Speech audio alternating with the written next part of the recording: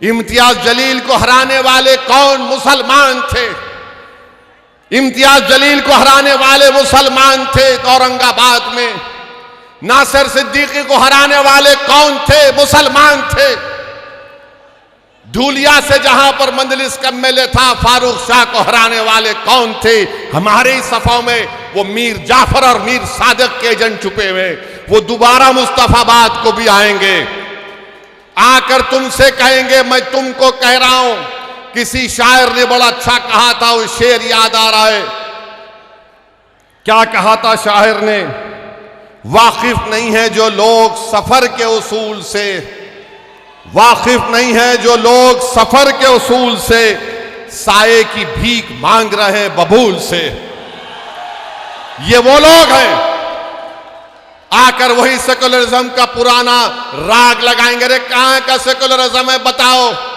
ये सेकुलरिज्म है कि केजरीवाल को बेल मिल जाती है और दूसरों को नहीं मिलती? कौन सा सेकुलरिज्म है बताओ ये? मेरे अजीज दोस्तों और बुजुर्गों, मेरी आप सदैवन गुजारिश है कि मुत्तहदा तौर पर अपने वोट का इस्तेमाल करिए। डरने और घबराने की जरूरत नहीं है। अब हमारे जाने के बाद मंजलिस के उम्मीदवार का जलसा हो चुका, तो लोग आके बोलेंगे देखो बीजेपी को रोकना है, यकीनन रोकना है। कोई आकर अगर ये कहेगा कि देखो अपने बच्चों को समझाओ वरना गब्बर सिंह आ जाएगा, तो मैं उनसे कहूंगा कि आप उनको जवाब दीजिए कि अब हम सोने वाले नहीं हैं, अब हम जाग चुके हैं, अब हम नहीं सोएंगे। तुम 75 साल के हमको ये झूठे सेकुलरिज्म की अफीम हमको चका चका कर तुमने हमको सुला दिया। अब हम जागने वाले हैं। जो लोग हमसे कह रहे हैं कि देखो खामोश हो जाओ, सो जाओ, उनसे कहो कि हमारे दरमियान में एक पागल असद आया है जो हमारा शेर है, वो हमको जागने की आदत डाल चुका है। अब हम जागेंगे, सोएंगे नहीं। अब हम होशमंदी से अपने वोट का इस्तेमाल करेंगे। मेरे अजीज दोस्तों और बुजुर्गों, आपकी आवाज आपके हाथ में है, आपकी आवाज आपके हाथ में है। अगर हमारी इस बहन की ये जज्बाती बातें जो ताहिर हुसैन की वाइफ ने, उनकी बेगम ने आपके सामने कही, थोड़ी देर के लिए ये भी सोचिए कि हमारे हर घर की कहानी है, ये हमारे हर घर की कहानी है।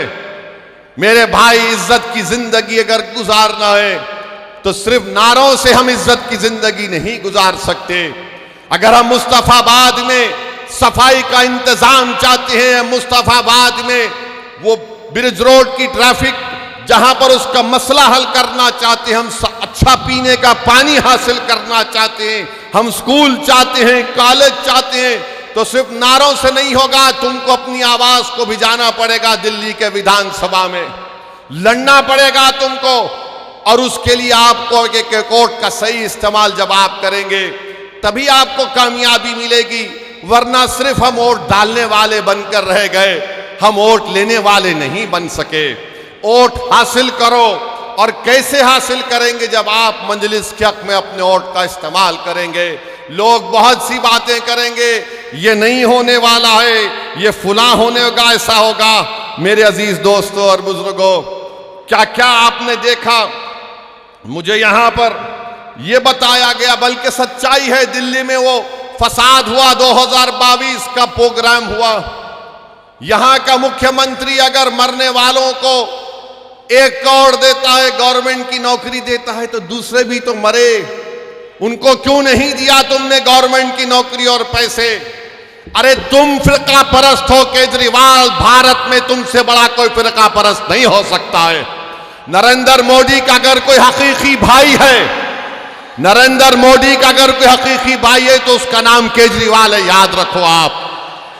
सिक्के के 2 रुख हैं ये, सिक्के के 2 रुख हैं ये। अरे फसाद में सब मरे, मरने वाले मासूम थे, तो तुम सबको देना था गवर्नमेंट की नौकरी और एक्स ग्रेशिया, मगर नहीं दिए, नहीं दिए।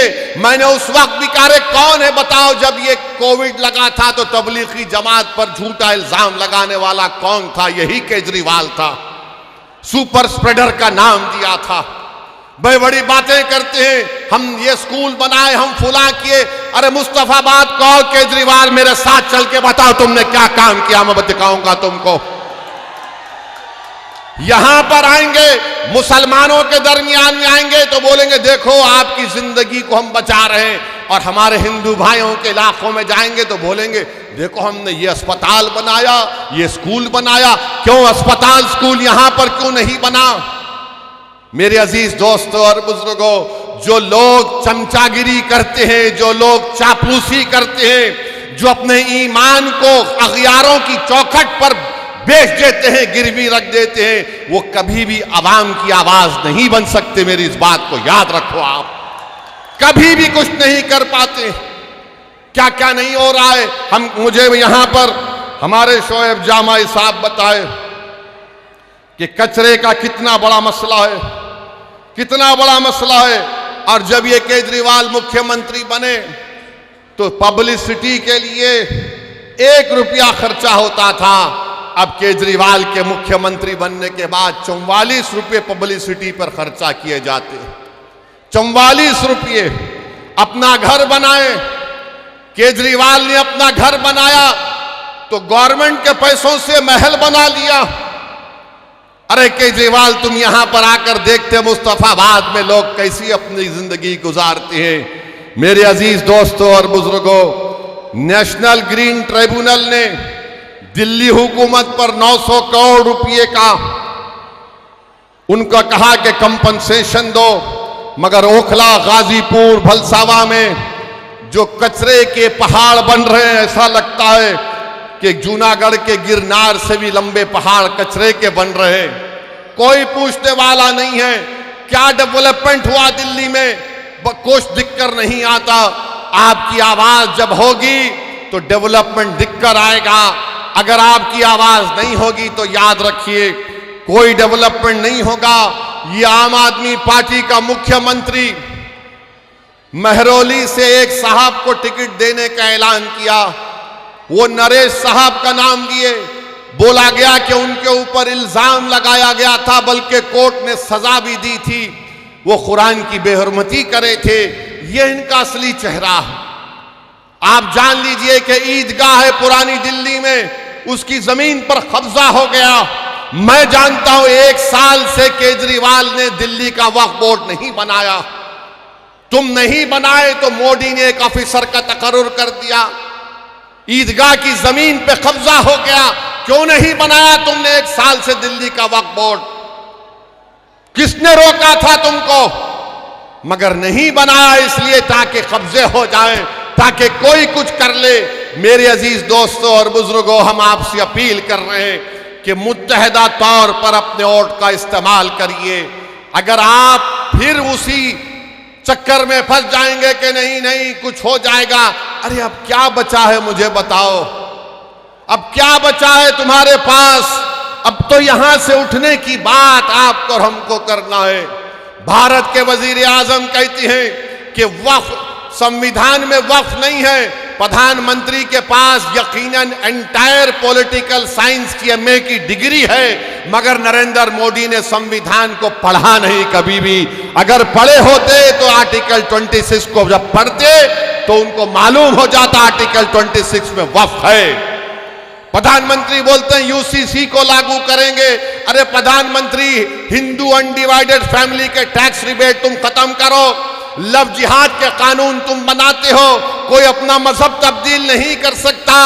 और आजकल बीजेपी तो बाबा साहेब अंबेडकर के बारे में अनाप शनाप बक रही है।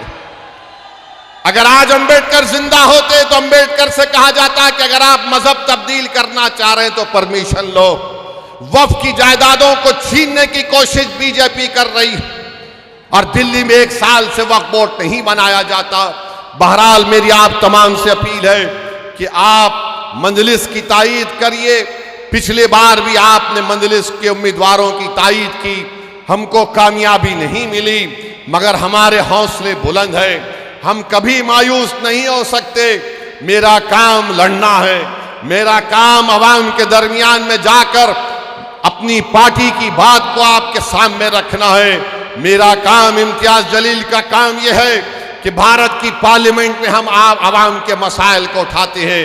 मेरे अजीज दोस्तों और बुजुर्गों, मेरी आपसे अदबन गुजारिश है कि आप हमारे उम्मीदवार की तायीद करें, इनको कामयाब करें। अरे आप अगर इनको कामयाब करेंगे तो यकीन मानिए ये जो बच्चे हमारे लोग जेलों में सड़ रहे हैं, जिनकी जवानियां खत्म हो चुकी हैं, जिनके माँ बाप उनकी आंखें तड़प रही हैं अपने बच्चों को देखने के लिए, जिसकी माँ तड़प रही है, जिसका ज़ईफ बाप तड़प रहा है, आपसे मेरी गुजारिश है कि एक एक वोट का इस्तेमाल करिए। ये इलेक्शन आपको एक पैगाम देना है तमाम पार्टीज को, चाहे बीजेपी हो, आम आदमी पार्टी हो, कांग्रेस हो। आपको पैगाम अपने वोट से देना है कि देखो हम अभी जिंदा हैं यहां पर, हम अपने बेटों को, अपने भाइयों को नहीं भूले हैं, हम अपने वजूद का एहसास दिलाएंगे।